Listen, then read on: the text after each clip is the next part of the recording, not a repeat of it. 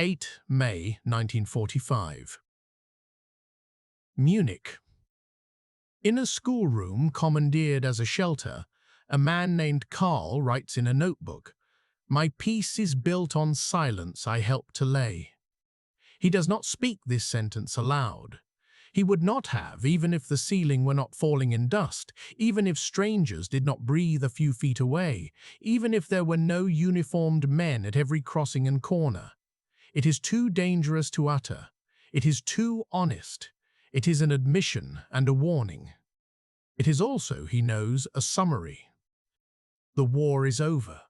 The war is not over. The gutters are full of glass. The city is a map of holes. Rubble rises in waves where streets had been. Karl walks past the husk of a bank and the shell of a church and thinks of accounts and sermons that are now ash. He is 42, a bookkeeper by training. He has more numbers than words. He has more lists than explanations. His wife counts calories and hours. His neighbors count the dead. In May 1945, the occupation begins as a sequence of orders, printed in German and English, posted on boards and walls. Curfew, registration, weapons surrendered, radios inspected, no fraternization, no gatherings. All of it is exact, all of it is sudden. Refugees flow into Munich from towns and villages and countries whose names Karl has heard as victories, then as evacuations.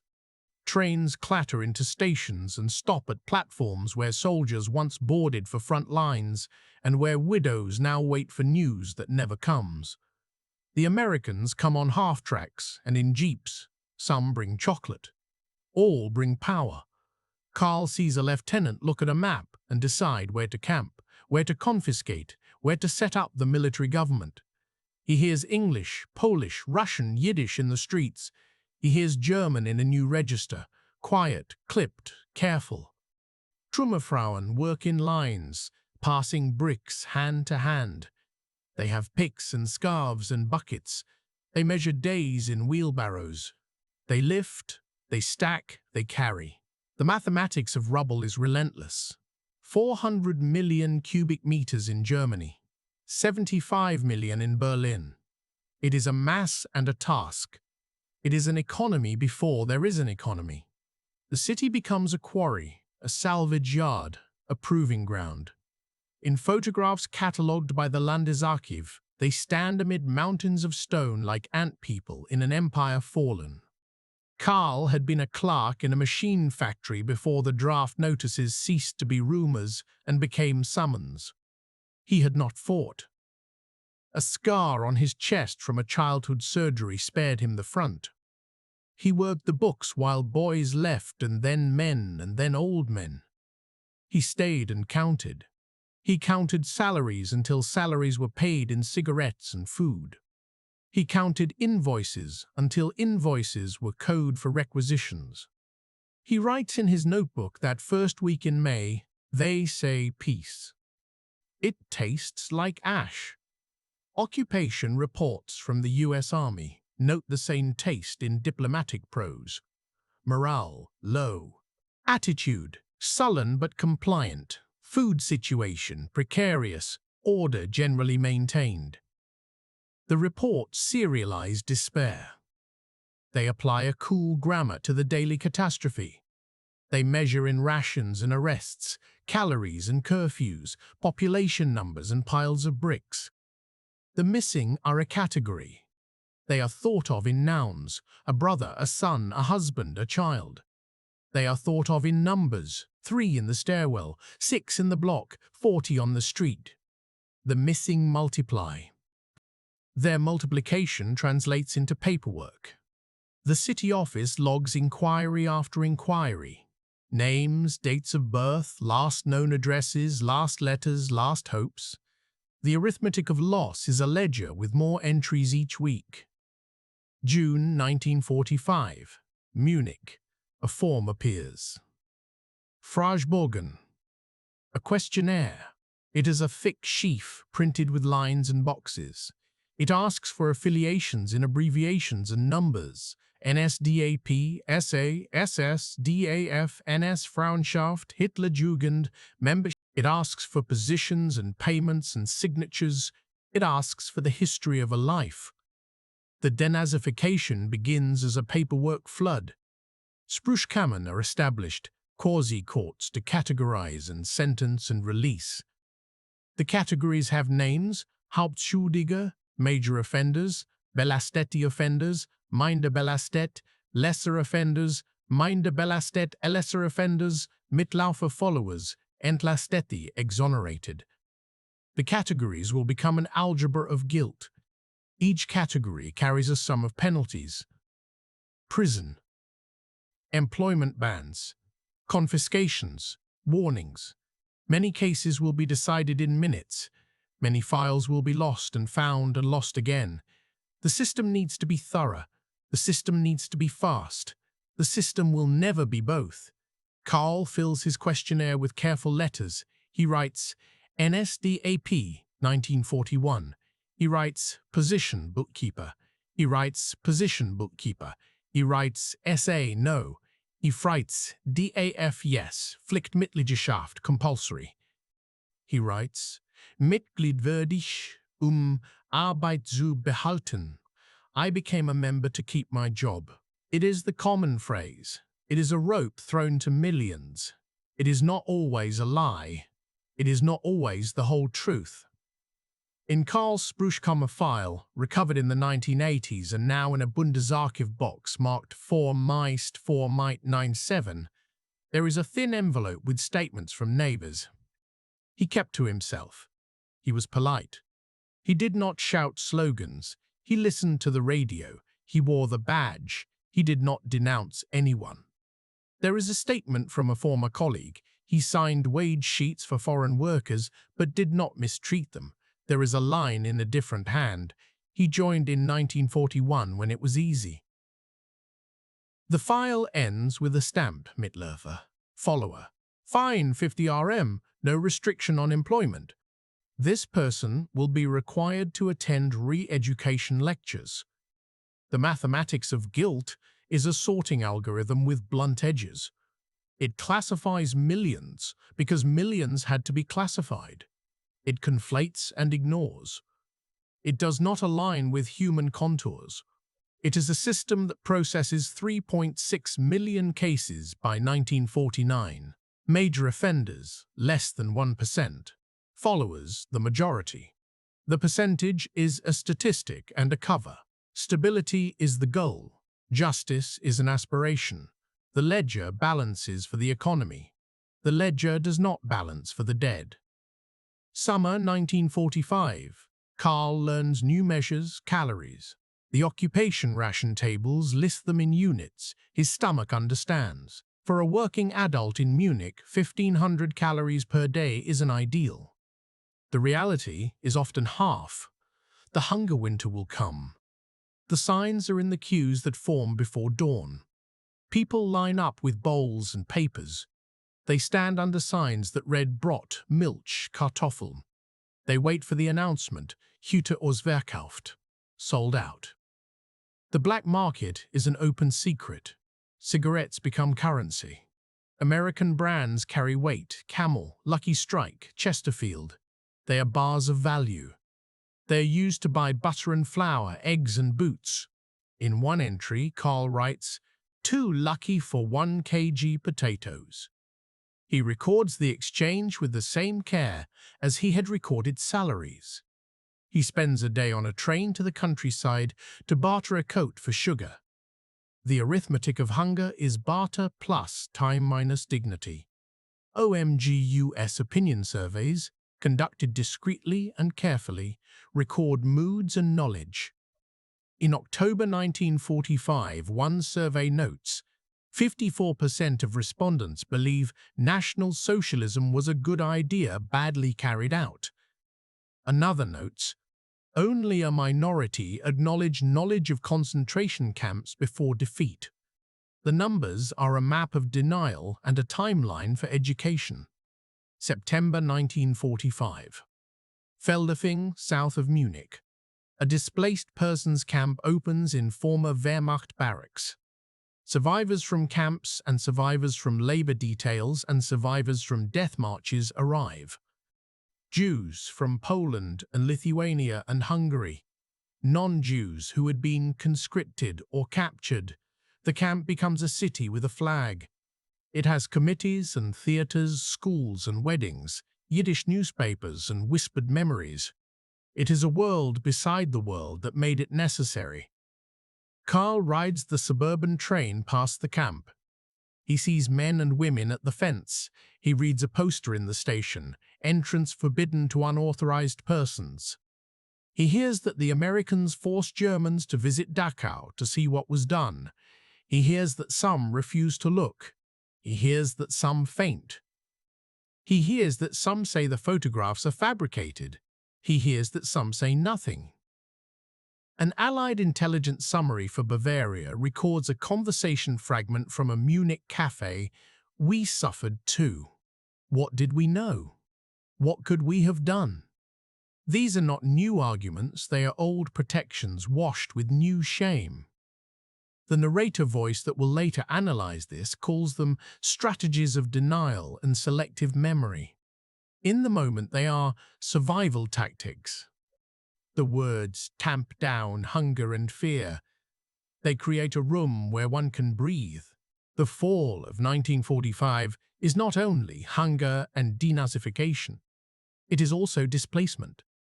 Germans from East Prussia, Pomerania, Silesia, the Sudetenland and beyond are expelled en masse.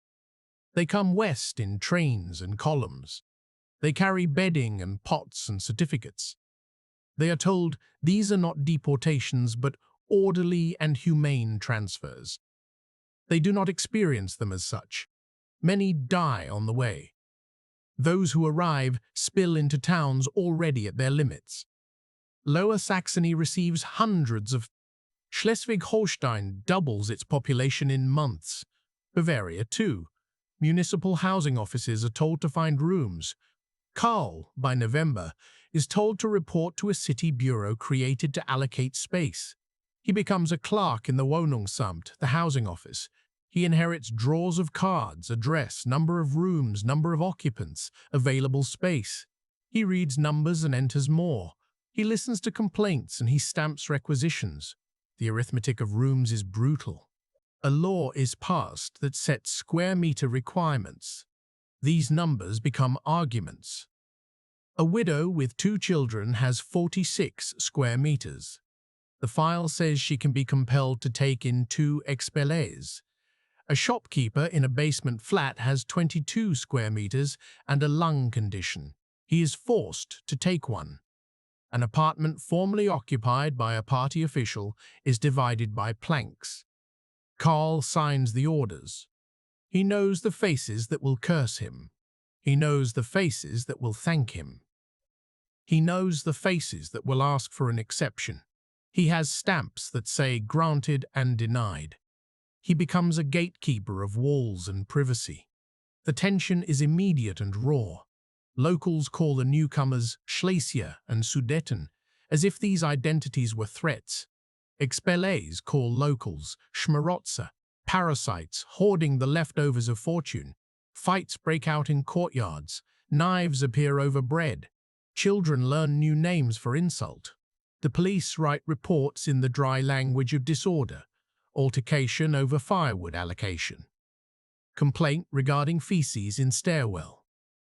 Insult pack. Fremde. The records are a taxonomy of scarcity.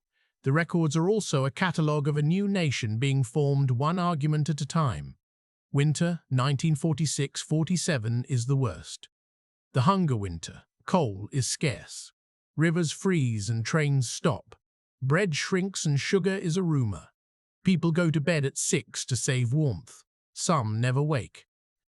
The newspapers write of cold in indirect phrases. Losses through hypothermia. Increased mortality among infants and the elderly. It is the language of bureaucratic mourning. It places a chart between a reader and a coffin. Karl writes, I saw an old man fall in the snow. He writes, I did not help. He writes, "I was carrying a sack." He writes, "I was carrying a sack." He crosses out the last line. He puts away the notebook. In March 1947, the Marshall Plan is announced. At first, it is an acronym, ERP, European Recovery Program, and a promise in Washington that becomes crates in ports.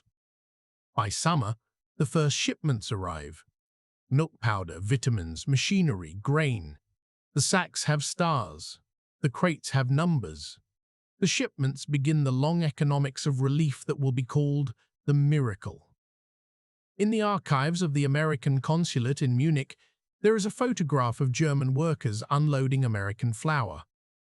The caption reads, "From wheat to bread to goodwill." The phrase is propaganda. The bread is not. Carl is assigned to a new section in the housing office to coordinate with the Relief and Rehabilitation Administration on the construction of prefabricated housing. Temporary structures become permanent neighborhoods. Barracks become homes. The mathematics of rebuilding is a formula. Labor times material times patience equals roofs. The formula is true and insufficient. It does not account for the arithmetic of grief. It does not account for the mathematics of guilt. In the denazification chambers, the cases pile up. Judges, lawyers, teachers, policemen pass under lights. Many are temporarily banned.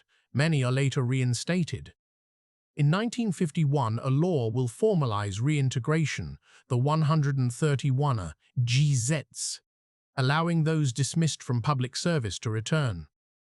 The logic is this: a state requires expertise. Expertise resides in people who serve the previous state, therefore bring them back. The policy is a bargain. The price is memory.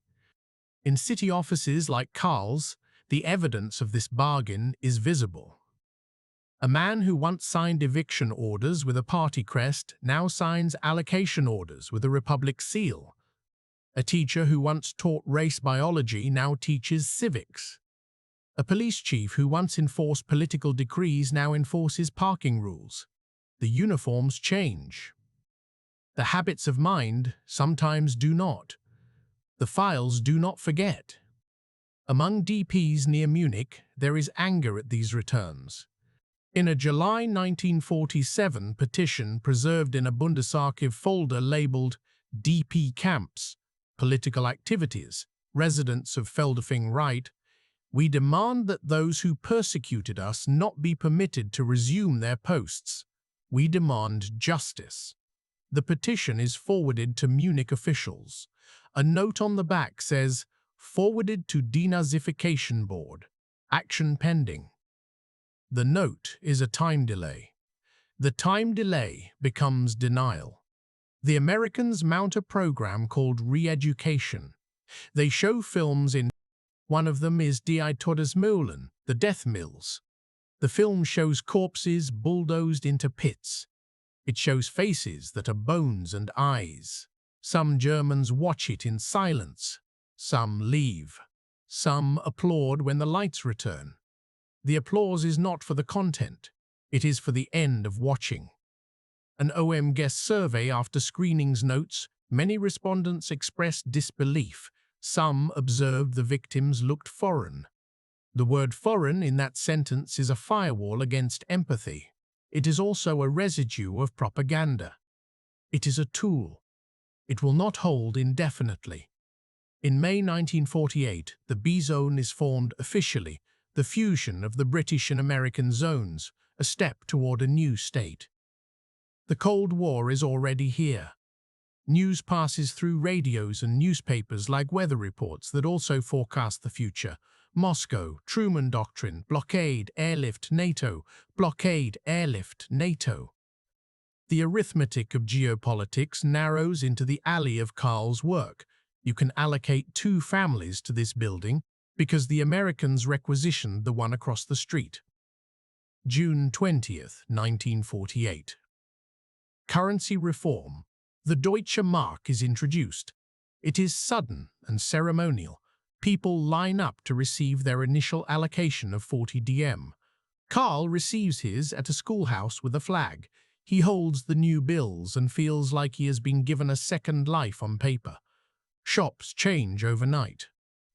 Windows that had held dusty jars and shoes in odd sizes now hold meat and cheese and radios.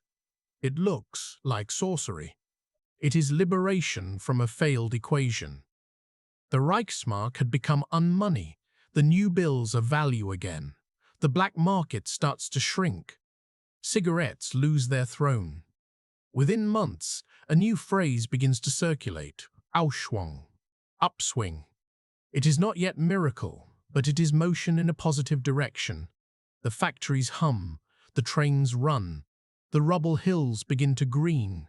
A can of coffee appears at a table. A bicycle is bought for a child. The small things accumulate into a sense that life will continue. Carl is promoted to senior clerk. He manages a team that tracks requisitions and releases. He is exact and fair as he understands fairness. He is polite to expellees whose documents are creased and stained. He is firm with locals who complain about noise and dialects. He is exact with Americans who demand lists and schedules. He walks a line he does not describe as political. He describes it as practical. He calls it the arithmetic of getting through the week. In his denazification file, an addendum appears. Applicant has performed useful service in reconstruction. Recommend category reviewed with lenience. The note is a credential. It is a stamp of usefulness. It is also a part of the bargain. You will be forgiven if you help us build. Contact with victims is not a single moment for him. It is episodic and cumulative. A Jewish DP who had once worked as a tailor in Vienna comes to the housing office in 1949 with a letter from the military government requesting the release of an apartment. The tailor lost his family. He lost his shop. He lost his city. He wants a room with a door. The apartment is occupied by a widow and her child. Carl reads and rereads the letter. He goes to the building. He talks with both. The widow says, "I cannot be on the street." The tailor says, "I must be more than a file name." Carl writes to his superior.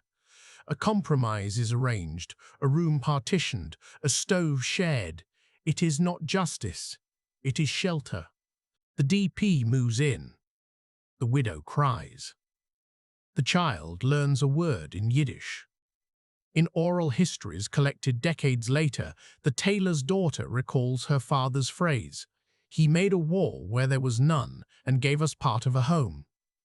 In the same set of interviews, the widow's grandson recalls, "My grandmother took in strangers because a man at an office told her to." Both statements are true. The file number for the case is there. The names are redacted as required by law. The people were real. The new state is declared in the West on 23 May 1949, the Federal Republic of Germany. In October in the East, the German Democratic Republic. There are flags again. There are anthems. There is a basic law. There are elections. The old parties that had been driven underground or into exile return with new leaders, and some old words with new meanings: Christian democratic, social democratic, liberal. Schools open with new curricula. Civic education replaces ideology. Posters that once showed blonde boys with shovels now show people voting in orderly lines. The schoolbooks tell the story of the last years with verbs like seduced and misled. They say the nation was led astray. They say never again. They also say little about neighbors who participated in arrests or confiscations. They say little about the camp down the road. They say little about the capo from the factory now working in a store. They say more about bombings than about deportations. This emphasis is not a conspiracy of silence.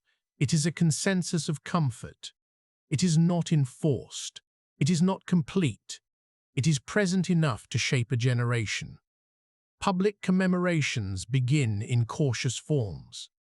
Volkstrauertag continues, transformed, a day for mourning all victims of war and tyranny. Wreaths are laid, speeches are read. Words like guilt and responsibility appear alongside words like sacrifice and loss. There is a new grammar of memory, a compromise architecture. In town squares, plaques are placed for the bombed, the fallen, the expelled. Plaques for the deported are scarce. The arithmetic of commemoration follows the arithmetic of voters. At the housing office, Carl signs release orders for apartments requisitioned by the Americans. He signs new contracts under the Basic Law. He files reports for Councillor H, who had been a party member and then a denazified Mitläufer like him. He eats a sandwich at his desk and reads the Süddeutsche Zeitung, which in 1951 carries a report on trials in Frankfurt and in Landsberg. Sentences are handed down for crimes committed years before. The article quotes a judge. The demands of the present cannot extinguish the claims of the past. Carl underlines the sentence. He does not know why. There are evenings when the past comes back, not as melancholy but as paperwork. A letter arrives from a man in Regensburg who wants to return to the house he owned before 1938. He is Jewish, born in Leipzig, emigrated to Palestine in 1939, now in Germany, to settle claims. He wants what was once his. The house is occupied by 3 families. The compensation office handles the sums. The housing office handles the bodies. Carl reads the letter 3 times. He writes a reply that ends with an appeal to patience. He hates his own words. He goes home and writes, "We built the new on the unswept floor of the old." He stops. He starts again. "We set tables on top of a burial ground and told ourselves the earth was clean." He stops again. He closes the notebook. 1953. A factory is rebuilt on the site where Carl once worked. He visits. The machines are new. The sound is the same. A foreman who had worn a party badge now wears a tie. The workers are younger. Many are expellees. Some are from the East, refugees from the GDR after 1953. The firm has orders from abroad. The currency reform and Marshall Plan have done their work. The site plan shows expansion. The term Wirtschaftswunder appears in the press. Miracle in the headline, arithmetic in the accounting books. Productivity increases. Export quotas are met. Wages rise. Carl buys his wife a radio. He listens to a broadcast about a soccer game in Bern in 1954.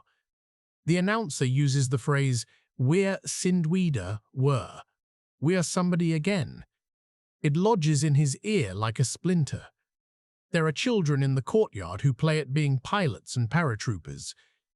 They shout new slogans from advertisements. Purcell bleibt Purcell. They do not shout Heil.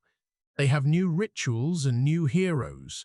They ask their parents what they did in the war. They receive incomplete answers. In the courthouse in Munich, the files grow. In the police station in Giesing, requests for certificates of good conduct pile up. In the denazification office, the cabinets are rearranged. Many files are transferred to archives.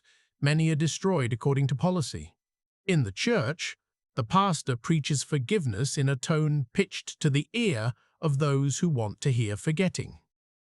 In the Union Hall, a speaker recalls how they were imprisoned for their opposition, then demands higher wages now. Memory is part of negotiation. Memory is currency. Carl's brother never returns. His mother dies in 1947 of pneumonia and hunger. His wife's sister marries an American sergeant after the fraternization ban is lifted. His son starts an apprenticeship at a print shop. His daughter becomes a clerk in the same housing department and watches her father stamp and sign and file. She copies his precise hand and his careful distance. Among the DPs, emigration continues. Many leave for Israel, for the United States, for Canada. Some stay. They become citizens of a country that was once their jailer. They write petitions to have their citizenship restored, their degrees recognized, their losses compensated. The process is bureaucratic and humiliating.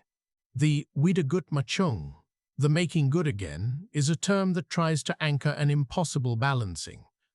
The arithmetic is abstract and wrong. You cannot compensate murder with money. You can pay pensions. You can recognize suffering. You can create a paper trail of contrition. The Bundesarchiv holds boxes of correspondence expressing gratitude, anger, exhaustion.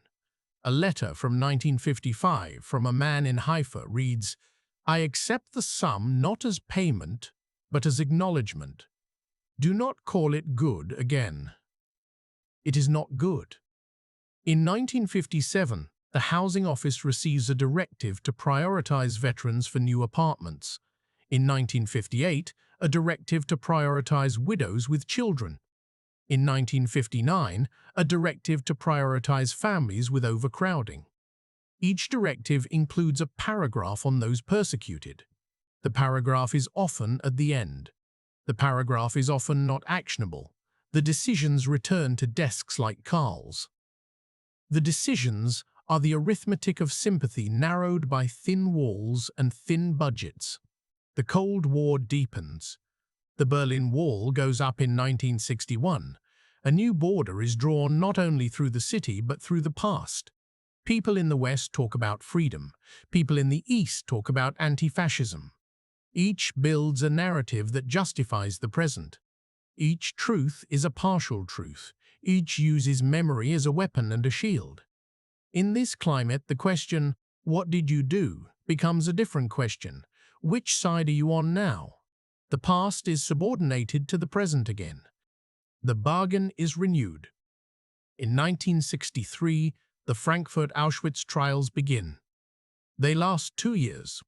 They are covered in newspapers with a gravity that slows readers. Witnesses describe selections and beatings and gas. The language is sober and insufficient. The defendants are men who have worked as mechanics, clerks, supervisors. They say they were following orders. They say they did not know the whole. They say they were cogs. Some are convicted. Many are not. The judges write in legalistic prose that aches with the attempt to fit mass crime into paragraphs. Carl reads the trial reports. He rifles the pages and returns to his notebook. He writes, "I did not kill anyone." He writes, "I did not stop anything." He writes, "I did my job." He looks at the words until they become shapes. He closes the notebook. He continues to do his job. He retires in 1968.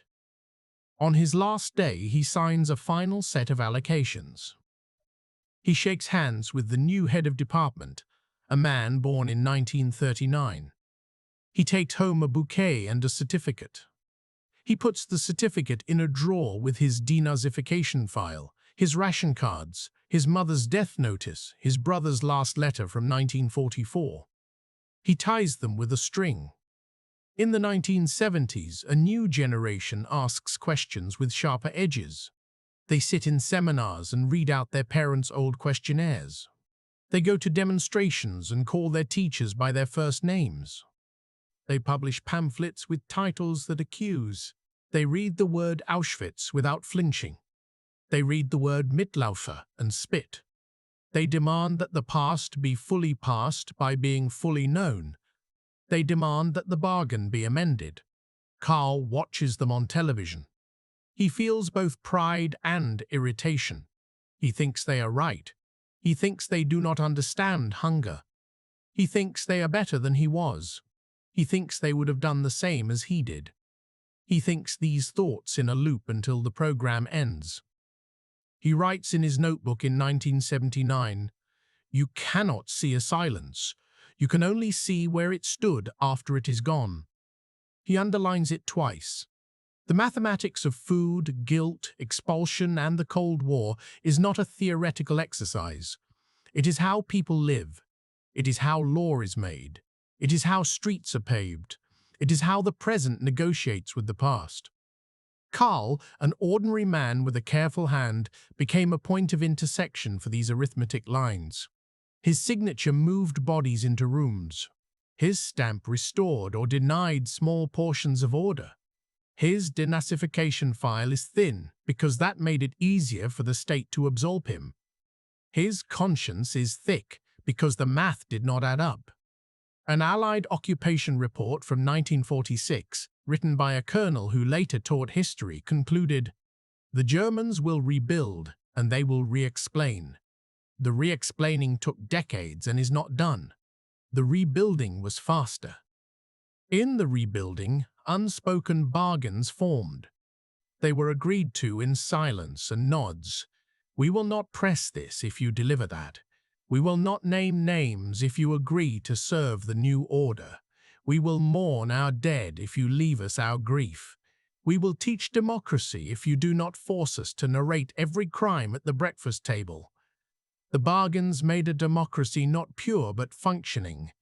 The bargains left rooms unlit in the house of memory. The expellees received not apologies but allocations, and eventually political parties that spoke in their name. Their wounds became part of a national narrative of suffering. They were invited to the table. The survivors of the camps received acknowledgement and money and belated justice. Their wounds became a national shame and a duty. They were not invited to forget. The locals who had stayed and suffered bombings and hunger received permission to speak of their endurance. Their endurance became a badge without rank. All of these threads braided into a rope that holds even as it chafes. Karl writes one more entry, late, in a hand that trembles. The date is 8 May 1985. Munich, 40 years. The newspapers print speeches. The television shows a new phrase, Tag der Befreiung, Day of Liberation. The President of the Republic says it on a podium. The word liberation is not the word Karl would have used in 1945. It is a word he accepts now. It is a word that fits the arithmetic better, even if it arrives late. He writes, "We found peace when we agreed on what not to say." He writes, "We built with hands that had been raised and kept them busy." He writes, "We measured guilt in stamps and fines and decided it was manageable." He writes, "We put the war away in a box and labeled it earlier." He writes, he stops. He rereads the first sentence he wrote on the first day of the occupation. He writes it again because it is still true in a new way. "My peace is built on silence I helped to lay." In this notebook he adds the numbers beside the words. 131 questions on the denazification form. 3.6 million cases. 400 million cubic meters of rubble. 2 hunger winters. 40 Deutsche Mark on the day of reform. 1 wall in 1961. 1 wall down in 1989. A catalogue for a life's arithmetic that joins private and public sums. He looks at the digits and thinks of faces. He hears the voices from the files. He hears the arch of the narrator that will be written later. He hears the buzz of fluorescent lights in a city office in 1946, and the hush of a courtroom in 1964, and the shout in a stadium in 1954. He hears all of them at once, a chord of a nation changing. In the end, he writes one last line for himself, and for anyone who will read him later, and for the record that does not ask for confession but takes it anyway. He writes, "The front line after 1945 ran through my memory and my paperwork, not across a battlefield.